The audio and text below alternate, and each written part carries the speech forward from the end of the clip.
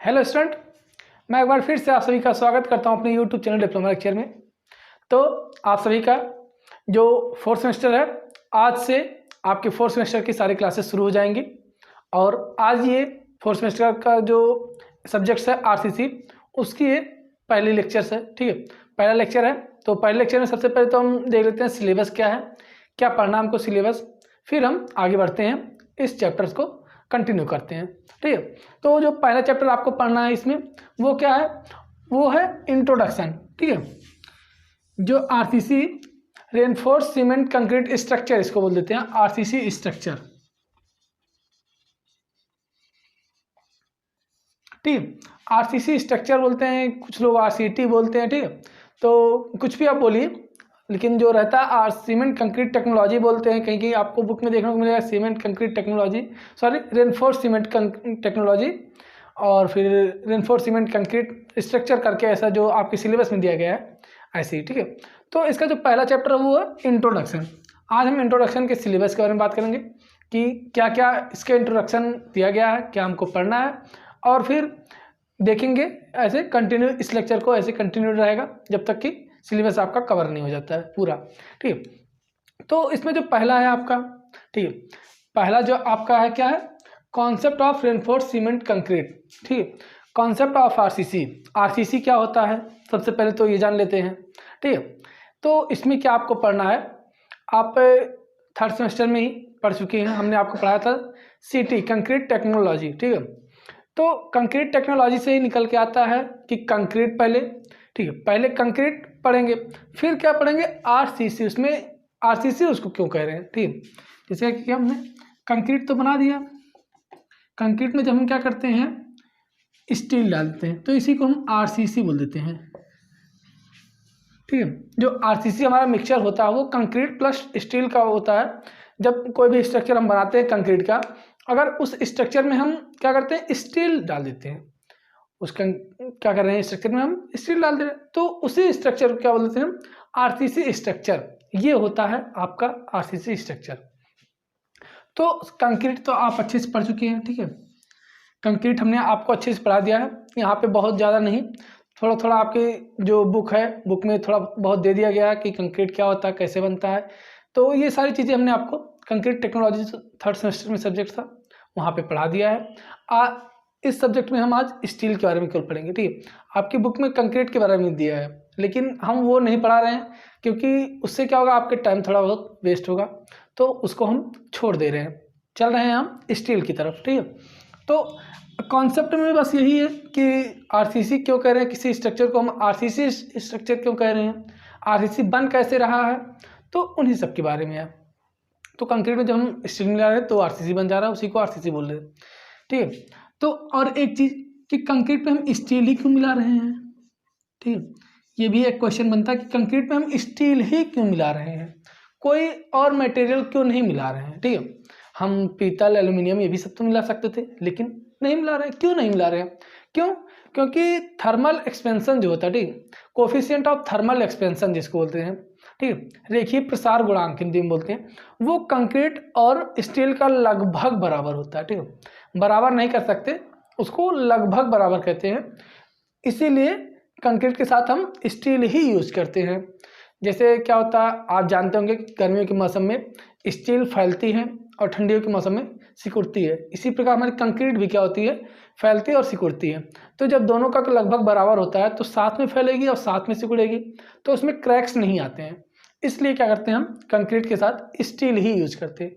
और आप सभी के लिए एक क्वेश्चन है, आप कमेंट बॉक्स में कमेंट करके बताइएगा कि स्टील का कोफिशिएंट ऑफ थर्मल एक्सपेंशन कितना होता है, रेखीय प्रसार गुणांक कितना होता है, ये आप हमें कमेंट बॉक्स में कमेंट करके बताइएगा। ठीक है, तो ये हुआ कि आरसीसी क्यों कह रहे हैं किसी स्ट्रक्चर को। ठीक है, और नेक्स्ट हमारा क्या है, रेनफोर्समेंट मटेरियल्स। ठीक है, जो हमारे प्रबलित सामग्री होती है, ठीक है, वो प्रबलित सामग्री क्या है यहाँ पे स्टील। ठीक है, तो वही चीज़ है, स्टील जो प्रबलित सामग्री है, रेनफोर्समेंट मटेरियल्स, उसके बारे में पढ़ना है कि suitability of steel as reinforcing material. Reinforcing material की जो हम प्रबलित पदार्थ के लिए स्टील ही क्यों हमारे लिए सूटेबल है, उसको हमको देखना है। तो उसको हमने आपको रीजन बता दिया कि कोफिशिएंट ऑफ थर्मल एक्सपेंशन दोनों का लगभग इक्वल होता है, इसलिए हम क्या करते हैं, स्टील का यूज यहाँ पे कर लेते हैं। फिर properties of mild steel, HYSD steel and TMT bars, ये क्या होते हैं, इनके बारे में भी अभी हम देखेंगे, ठीक है। वैसे जनरली जो हमारी स्टील होती है, ठीक है, अब यहाँ पे हम स्टील पहुँचे हैं तो थोड़ा सा देख लेते हैं कि स्टील हमारा क्या होता है। स्टील तो आप जनरली जानते होंगे, लेकिन कितने टाइप्स के स्टील होते हैं उनके बारे में हम देख चुके हैं, ठीक है, देखते हैं। तो इसको हम मिटा देते हैं, ठीक है।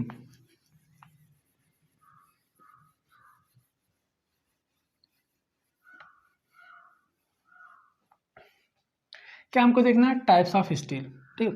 स्टील जो हमारी होती है वो जनरली कितने प्रकार की होती है, वो 3 प्रकार की होती है, ठीक है। कौन कौन सी स्टील होती है, माइल्ड स्टील होती है, मीडियम टेंसाइल स्टील होती है और हाई यील्ड स्ट्रेंथ, ठीक है, हाई यील्ड स्ट्रेंथ स्टील, ठीक है, जिसको हम HYSD स्टील बोलते हैं, ठीक। पहली क्या होगी हमारी, पहली हमारी है माइल्ड स्टील, ठीक है, ये हमारी पहली स्टील होगी। दूसरी क्या है हमारी, मीडियम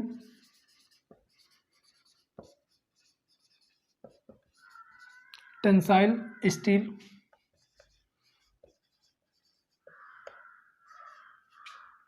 और तीसरा है हमारा हाई यील्ड स्ट्रेंथ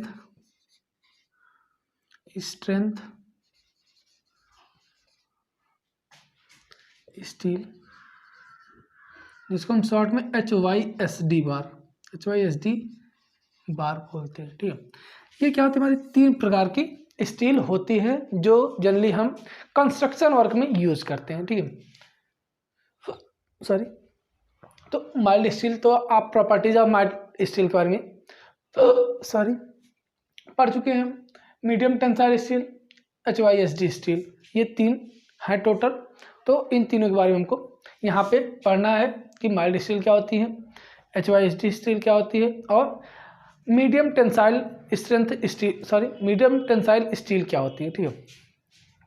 तो इनको ग्रेडेशन के हिसाब से बांटा गया है, ग्रेड के हिसाब से डिवाइड किया गया है, कई ग्रेड में डिवाइड किया गया, उनको देख लेते हैं, ठीक। जनरली आपके जो AJ के एग्जाम्स होते हैं वहाँ पे ग्रेडिंग पूछ ली जाती है कि इस ग्रेड की जो स्टील होती है उसको कौन सा स्टील कहते हैं, कौन सी स्टील होती है।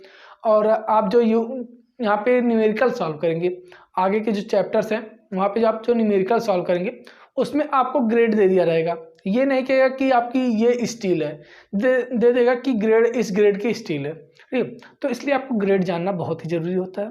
उसको भी हम देख लेते हैं कि कौन कौन सी ग्रेड की हमारी स्टील होती है जिसको हम कंस्ट्रक्शन वर्क में यूज करते हैं, ठीक है। तो सबसे पहली जो ग्रेड की स्टील होती है, सबसे पहले होती है हमारी Fe250, ठीक है। अब आपके मन में विचार आया होगा भाई कि Fe क्या है, 250 क्या है, ठीक है। आपके मन में ये विचार जाहिर सी बात है आई होगी। तो हम आपको क्लियर कर देना चाहेंगे, आपको बता देना चाहेंगे कि जो Fe250, पहले देख लेते हैं कौन कौन सी ग्रेड की स्टील हमारी होती है। पहला होता है Fe250, Fe415, Fe500, कहीं कहीं आपको Fe300 भी देखने को मिलेगा, ठीक है। लेकिन जो आपकी बुक में दिया गया है जनरली वो यही 3 दिए गए हैं, Fe250, Fe415, Fe500, ठीक है। ये 3 प्रकार के आपके सिलेबस में जनरली दिए गए हैं जो जिनको हम यूज करते हैं कंस्ट्रक्शन वर्क में, हम क्या करते हैं, यूज करते हैं। तो अब हम आपको बता दें कि Fe क्या है और ये 250 क्या है। Fe250, Fe मतलब आयरन मतलब स्टील, ठीक। 250 क्या है, FC की।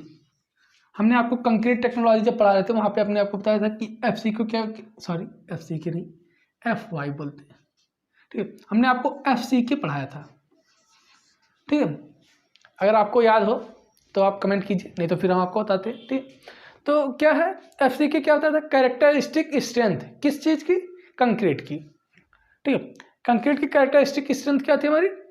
FCK, लेकिन FY यहाँ पे लिखा गया है। FY क्या होगी? हमारी स्टील की कैरेक्टरिस्टिक स्ट्रेंथ उसको बोलते हैं FY को। तो यहाँ पे वही चीज़ ये होता है। ठीक है, ये क्या होता है हमारे Fe, क्या होता है? Fe मतलब आयरन होता है हमारा। 250 मतलब कि उसकी कैरेक्टरिस्टिक स्ट्रेंथ इतनी होती है 250। ठीक है, न्यूटन पर mm स्क्वायर, 250 न्यूटन पर mm स्क्वायर ये हमारी कैरेक्टरिस्टिक स्ट्रेंथ हो जाती है उस स्टील की, जिस ग्रेड की ये स्टील है हमारी। ठीक है, आप जब खरीदने जाते होंगे मार्केट में, आप वहाँ पे भी देखते होंगे कि आपको बार पे, अगर बार को आप अच्छे से देखते होंगे, छड़ को जो आप सरिया खरीद रहे हैं उसको आप अगर ध्यान से देखेंगे तो उस पर लिखा रहता है, आप कभी देखिएगा जाइएगा। ठीक, Fe 500, Fe 250, Fe 415 ऐसे करके उस पर लिखा रहता है। आपकी जो बार्स होती हैं उस पर लिखा रहता है। तो अगर आप चाहें तो आप देख सकते हैं। आप कहीं पे अगर ऐसे और जाते होंगे, रास्ते में भी आप कहीं देखते होंगे कोई बैनर लगा किसी चीज़ का, जैसे ऐड होता है, ठीक, तो वहाँ पे लिखा रहता है Fe 500, Fe 250, ठीक है, Fe 415। ये मतलब कि जब ऐड कहीं रहता है तो भी वहाँ पे लिखा रहता है। ठीक, तो ये होता है Fe 250 का मतलब, Fe 500 भी ऐसे। 500 का मतलब उसका जो कैरेक्टरिस्टिक स्ट्रेंथ है उस स्टील की, उस पर्टिकुलर स्टील की कैरेक्टरिस्टिक स्ट्रेंथ कितनी है? 415 न्यूटन पर mm स्क्वायर। इसी प्रकार इसकी क्या हो जाएगी? 500 न्यूटन पर mm स्क्वायर, इसकी 250 न्यूटन पर mm स्क्वायर। ठीक, ये हमारे 3 प्रकार की, 3 ग्रेड की हमारी स्टील जनरली होती हैं। अब आप सोच रहे होंगे कि ये किन किन ग्रेड में आते हैं, कौन सी ग्रेड को कौन सी कंक्रीट बोल देते हैं। ठीक है, तो आपके मन में ये भी विचार आ रहा होगा, तो ये भी हम आपको बताते हैं। ठीक है, तो ये जो माइल्ड स्टील होती है, ठीक है, कौन सी? माइल्ड स्टील, इसको क्या बोलते हैं हम? अगर कहीं पे आपको लिखा हुआ है Fe 250 ग्रेड की स्टील है, तो वो आप समझ जाइए कि माइल्ड स्टील के बारे में बात कर रहा है। ठीक है, मृदु इस्पात जिसको हम बोलते हैं माइल्ड स्टील। इसका जो, अगर आप इसके बारे में अच्छे से डिटेल में पढ़ना चाहते हैं Fe 250 जिसको हम माइल्ड स्टील बोल रहे हैं, तो आपको IS कोड, ठीक है, अब आप सोच रहे हैं IS क्या होता है? ये IS कोड क्या है? ठीक, IS मतलब क्या हो गया? Indian standard, Indian standard code हमारा होता है। ठीक है, ठीक है, जैसे आपकी बुक आपके लिए क्या है? आपकी बुक है, आप बुक से पढ़ते हैं, लेकिन जब आप इंजीनियर बन जाएंगे तो आप बुक उठा के नहीं देखेंगे कि इस बुक में इस तरह से, जैसे आपके लिए कई बुक्स मिलेंगी, ठीक है, एक ही बुक से के कई राइटर्स होंगे, कई तरह से लिखेंगे। तो उसी प्रकार से आप स्टूडेंट्स हैं तो क्या कर रहे हैं? आप बुक से पढ़ रहे हैं, कई बुक से पढ़ रहे हैं, तो आपको वहाँ पे कन्फ्यूजन भी हो रहा होगा, कन्फ्यूज भी हो रहा होगा कि इसमें ये चीज़ ऐसे डाटा दिया गया, इसमें ये डाटा ऐसे दिया गया। तो लेकिन जब आप एक इंजीनियर बन जाएंगे, ठीक है, इंजीनियर बनने के बाद क्या होता है? IS की एक बुक होती है, पूरी एक मोटी सी बुक होती है जो इंडियन स्टैंडर्ड जिसको बोलते हैं बनाया गया। ठीक है, तो इस इंडियन स्टैंडर्ड कोड बुक में जो होता है, इसमें पूरा एक एक पर्टिकुलर जितना भी कंस्ट्रक्शन वर्क होता है, एक एक मटेरियल के बारे में अच्छे से बताया गया है, अच्छे से विस्तार पूर्वक उसमें वर्णन किया गया है कि ये मटेरियल इस पर्टिकुलर चीज़ के लिए उपयोगी है, इसकी स्ट्रेंथ इतनी होनी चाहिए, तब ये इतना स्ट्रेंथ देगा स्ट्रक्चर को। ठीक है, इन सब के बारे में आपकी जो IS कोड की बुक है वहाँ पे वो बताया गया है। ठीक है, आपके यहाँ पे जब आप एग्ज़ाम देने जाएंगे 4th सेमेस्टर का, तो आपको भी IS कोड बुक की ज़रूरत पड़ेगी। कौन से IS कोड की ज़रूरत पड़ेगी वो भी हम आपको बता दें। ठीक है,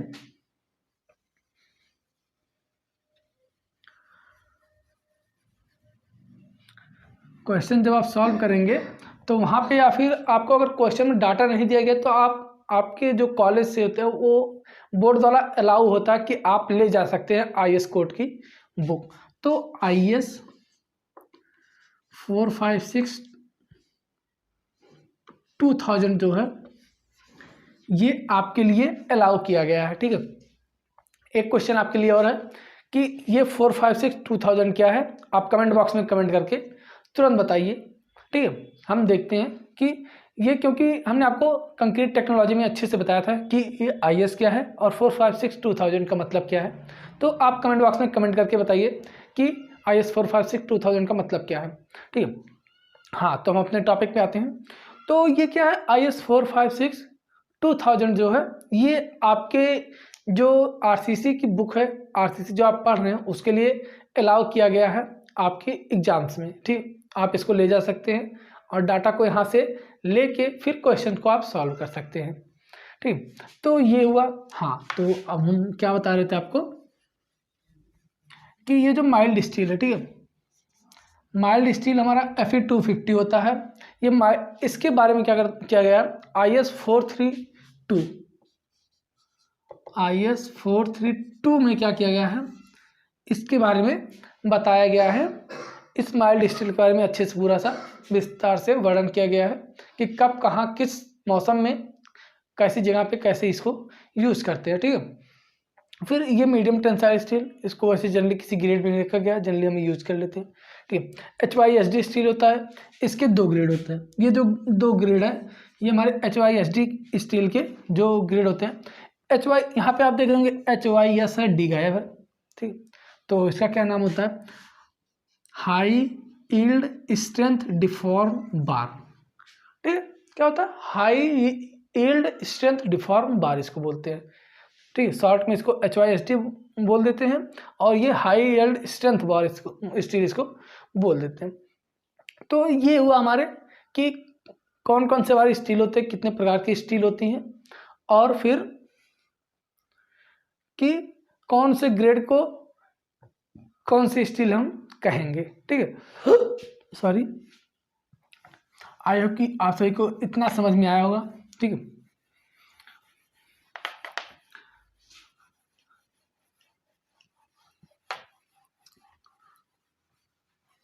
अब हम चलते हैं आगे। ठीक है, तो ये हुआ हमारा स्टील के बारे में। TMT सरिया, TMT आप देखते होंगे, TMT सरिया आपका टीवी अगर आप देखते होंगे तो टीवी में भी ऐड आता है कि TMT बार्स यूज कीजिए अपने घर में। तो जैसे हमारी ये माइल्ड स्टील होता है, ठीक है, HYSD स्टील होता है, ऐसे ही हमारे TMT बार्स भी होते हैं। ठीक, तो बहुत ज़्यादा इसके बारे में पढ़ने की जरूरत नहीं है, आपके एग्जाम में भी बहुत ज़्यादा कुछ हिस्से नहीं आते। ये जो आपका इंट्रोडक्शन चैप्टर है, ये आपका आगे काम आने के लिए, आगे के चैप्टर्स को समझने के लिए ये इंट्रोडक्शन पार्ट आपकी बुक में रखा गया है। ठीक है, बहुत ज़्यादा इसमें आपको पढ़ने की ज़रूरत नहीं है। ठीक है, तो ये हुआ आपका रेनफोर्समेंट मटेरियल्स क्या क्या होती हैं। ठीक है, स्टील जनरली होती है, कौन कौन सी स्टील होती है, कौन कौन से ग्रेड की स्टील होती है, उन ग्रेड्स का मतलब क्या है, फिर 250 का मतलब क्या है, ये सब आपके हो गया। अब जो नेक्स्ट टॉपिक इसमें आता है, loading on structure as per IS 456। ठीक है, सॉरी 456 नहीं, 875। एक चीज़ इसको बताने से पहले एक चीज़ हम आपको और बता दें कि हमने आपको, इसको मिटा दे रहे हैं, हमने आपको 3 प्रकार की स्टील्स के बारे में बताया। ठीक है, आपके लिए बहुत इंपॉर्टेंट है इनका ग्राफ। ठीक है, इनको रिप्रेजेंट किस प्रकार से करते हैं, अगर हमको ग्राफ पे रिप्रेजेंट करना हुआ, अगर इनके बीच स्ट्रेस स्ट्रेन कर्व हमको खींचना हुआ, तो इनको किस प्रकार से हम रिप्रेजेंट करते हैं वो जानना आपके लिए बहुत ही ज़रूरी है। तो उसको भी हम देख लेते हैं। माइल्ड स्टील के लिए जनरली आप सोम में भी पढ़ चुके हैं और CT में भी पढ़ चुके हैं, हमने खुद पढ़ाया है, सोम की और CT की क्लास हमने खुद ली है, तो आप वहाँ से भी देख सकते हैं और पढ़ सकते हैं। तो ये जो सिलेबस हम आपको पढ़ा रहे हैं, ये आपको बता दें कि ये BTUP बोर्ड के अकॉर्डिंग है। अगर आप किसी अदर बोर्ड से हैं, ठीक है, तो अगर आपका सिलेबस मैच कर रहा है तो आप पढ़ सकते हैं। ठीक है, तो अब हम चलते हैं कि इसका जो स्ट्रेस स्ट्रेन कर्व होता है, डायग्राम होता है, वो किस प्रकार से बनता है उसको देखते हैं। ठीक है, तो देखते हैं ये क्या हुआ।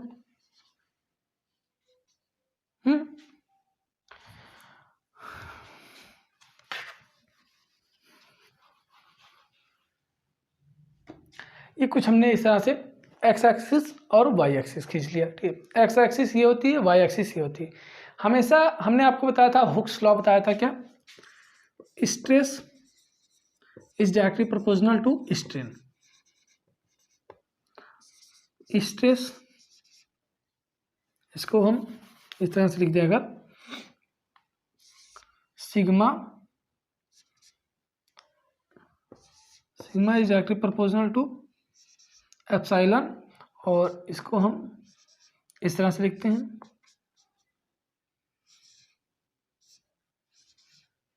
ठीक है। ये क्या होता है, हमारा हुक्स लॉ होता है कि stress directly proportional to strain. अब कैसे हमको पता चलेगा कि स्ट्रेस किस एक्सिस पे रहेगा और स्ट्रेन किस एक्सिस पे रहेगा? छोटा सा इसका फंडा है, क्या है उसको देख लेते हैं कि क्या है हमारा, ये ऊपर क्या है, स्ट्रेस है।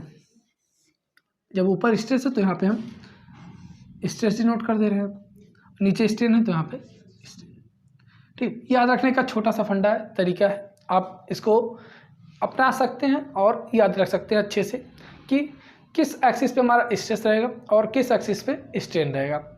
तो अब हम खींचते हैं इन दोनों के बीच ग्राफ, ठीक है।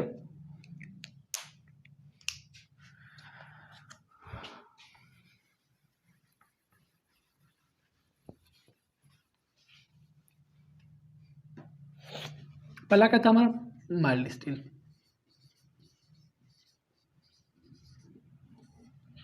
जिसको हम Fe250 बोल देते हैं। ये किस प्रकार से हमारा होता है, ये हमने आपको बताया था, ठीक है, बहुत ज़्यादा आपको बताने की जरूरत नहीं।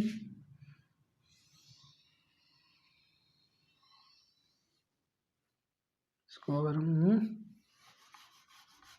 सही है,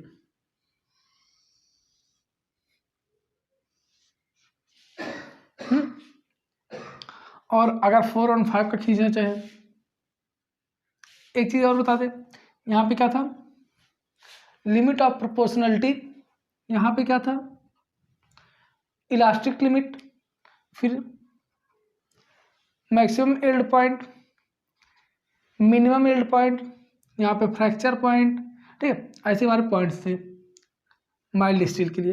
लेकिन अगर हम HYST बार खींचना चाहें तो कुछ इस तरह से एक जाएगा और दूसरा हमारा कुछ इस तरह से जाएगा, ठीक है। एक मिनट, थोड़ा सा इसको हम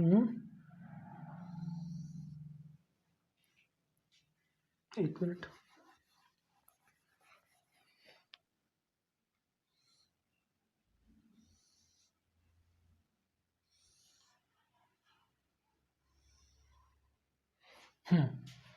तो ये हुआ हमारा कौन सा ग्राफ, स्ट्रेस स्ट्रेन कर्व किसके लिए, ये हमारा Fe250, ये हो गया हमारा Fe415 और ये Fe500, ठीक है।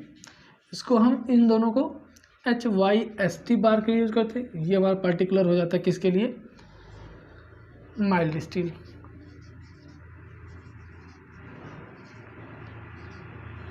ठीक है। ये हमारा माइल्ड स्टील के लिए हो जाता है। इस पे क्या करते हैं, हम स्ट्रेन लिख देते हैं, यहाँ पे 0 0 हो जाता है, वहाँ पे 0.02, 0.04, 0.06, 0.08, 0.10, 0.12, 0.16, 0.18, ठीक है, ऐसे 0.20, ऐसे इस पे 100,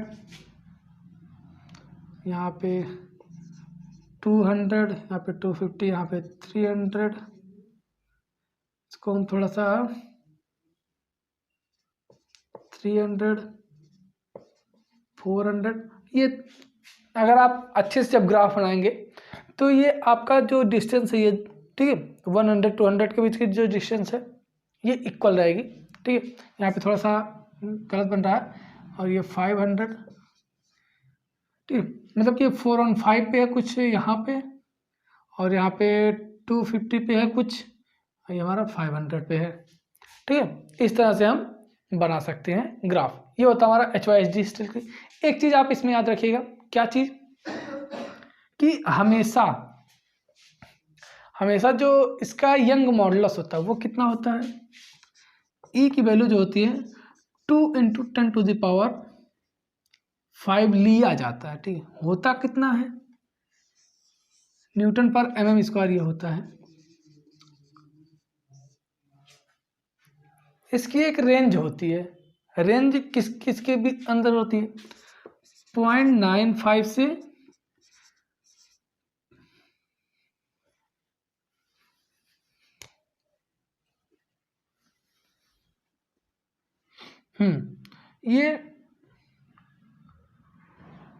1.90 से 1.95 से 2.10 मल्टीपल 10⁵ इतना हमारा ये होता है, ठीक है। ये 0.95, हाँ 1.95, इन दोनों के बीच में ये इसकी हमारी रेंज होती है, किसकी, यंग मॉडुलस की। लेकिन जो जनरली हम यूज करते हैं वो कितना यूज करते हैं, वो हम 2 × 10⁵ Nm/mm² यूज कर लेते हैं, ठीक है। तो आई होप कि आपको ये, इसको क्या बोलते हैं हम, typical stress strain curve for all types of steel, ठीक है। इसको क्या बोलते हैं हम, टिपिकल स्ट्रेस स्ट्रेन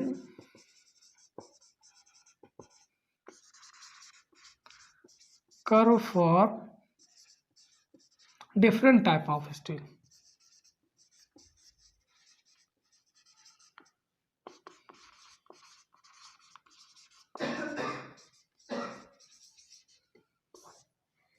ठीक, इसको हम बोलते हैं typical stress strain curve for different type of steels. Different type of steel हमारे Fe250, Fe415, Fe500, ठीक है। ये डिफरेंट टाइप हमारे स्टील हो, ये स्ट्रेस स्ट्रेन कर्व हो गया। इस तरह से हमारा स्ट्रेस स्ट्रेन कर्व ड्रॉ होता है। तो ये हमारा स्टील का टॉपिक खत्म हुआ। एक टॉपिक इसमें आपको बचता है, क्या है, लोडिंग ऑन स्ट्रक्चर, ठीक है। As per IS 875 Indian standard, ठीक है, 875 के अनुसार बिल्डिंग पे कौन कौन से लोड आते हैं उनको पढ़ना है। ये भी जनरली आपको पढ़ाया गया है। आप अगर बिल्डिंग कंस्ट्रक्शन की क्लास किए होंगे हमारे चैनल से, तो वहाँ पे आपको बताया गया था, ठीक है, कौन कौन से लोड आपके स्ट्रक्चर पे आते हैं, उन सब के बारे में आपको अच्छे से बताया गया था। लेकिन एक बार फिर से हम रिकॉल आपको करा देते हैं कि कौन कौन से लोड आते हैं। Loading on structure as per IS 875। पहला डेड लोड, दूसरा लाइव लोड, तीसरा विंड लोड, और चौथा स्नो लोड, ठीक। ये जनरली 4 प्रकार के हमारे लोड होते हैं जिनको हम जो स्ट्रक्चर होता है उस पर कैलकुलेट करते हैं, और इसके लिए हम क्या करते हैं, स्ट्रक्चर को डिजाइन करते हैं, बनाते हैं, ताकि ये हमारे जितने भी लोड्स हैं इनको स्ट्रक्चर सहन कर सके। अगर इन सब के बारे में आप अच्छे से पढ़ना चाहते तो आप अपने मोबाइल में, ठीक, गूगल पे सर्च कीजिए IS 875, तो आपको वहाँ से PDF मिल जाएगा। आप उस PDF में अच्छे से पढ़ सकते हैं इन लोड्स के बारे में, कि कैसे अगर कोई किसी स्ट्रक्चर पे ये सारे लोड्स आ रहे हैं, अगर उनके लिए हम किस प्रकार का स्ट्रक्चर डिजाइन करेंगे जिससे कि हमारा स्ट्रक्चर सेफली बना रहे, ठीक है। तो ये हुआ आज जो इंट्रोडक्शन में है, आपका इतना ही दिया गया है, ठीक है। एक टॉपिक और हम आपको बता दें, आगे जो आपको पढ़ना है, जो स्ट्रक्चर के लिए हम डिजाइन करते हैं उसके कुछ मेथड्स हैं, ठीक है। सॉरी, मेथड्स कौन कौन से हैं, सॉरी, एक WSM है,